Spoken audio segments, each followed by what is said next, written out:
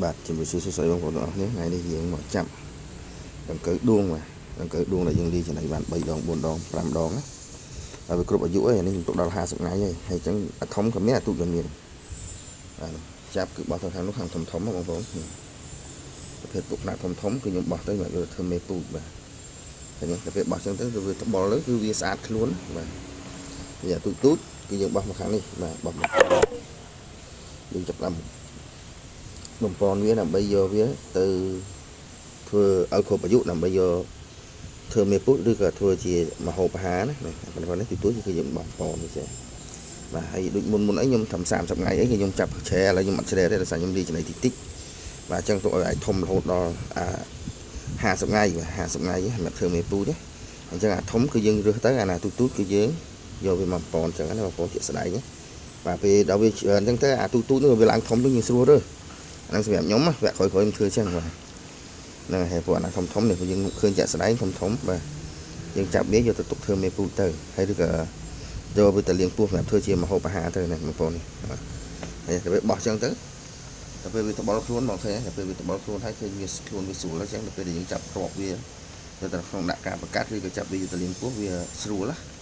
ហ្នឹងហើយហ្នឹងគឺជាបច្ចេកទេសដែលខ្ញុំក៏ឃើញដែរហើយក៏បរៀនបងទៅបាទហ្នឹងហើយក៏អរគុណបងដែរតែតាមមើល YouTube បាទដូចមិនសូវមានអ្នក Subscribe ទេប៉ុន្តែចំនួនការមើលខ្ញុំឃើញវីដេអូដូចជាឡើងច្រើនបាទមានបងខ្លះក៏គាត់បាន save លេខ save អីហើយពេលទិញគាត់បានទិញពីយើងទេបាទគាត់ទៅទិញពីគេវិញ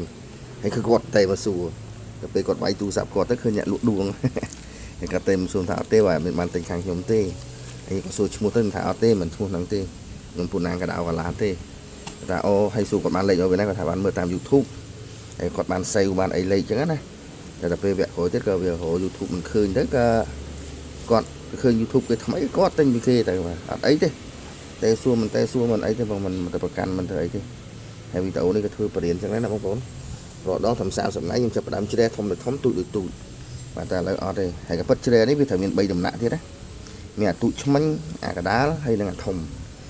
សម្រាប់ធ្វើមេពូជឬក៏យកទៅលាងពោះធ្វើជាម្ហូបអាហារបានប៉ុន្តែទូចអានេះអត់ទេខ្ញុំទូចមិនថាកដាលមីនីអីបាទកដាលទូចហ្មងច្រឡំនិយាយអង់គ្លេសគឺដាក់ចូលគ្នាទាំងអស់បាទ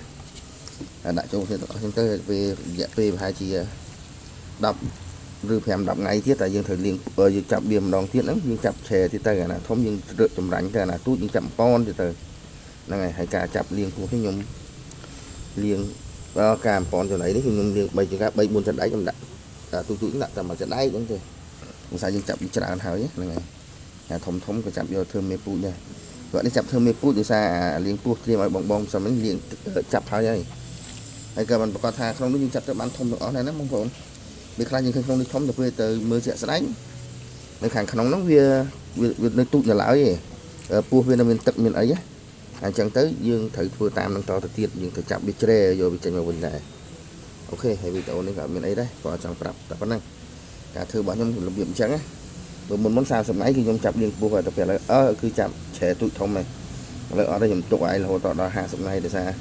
ចំណៃយើងទុកឆាប់ដូរឲ្យវាស៊ីអញ្ចឹងណាតែពេលអញ្ចឹងទៅយើងស្រួលតាមដានវាហ្នឹងហើយបើបងដែលចាំចង់បានផលពីវាមកអាសាតាមដានវាផង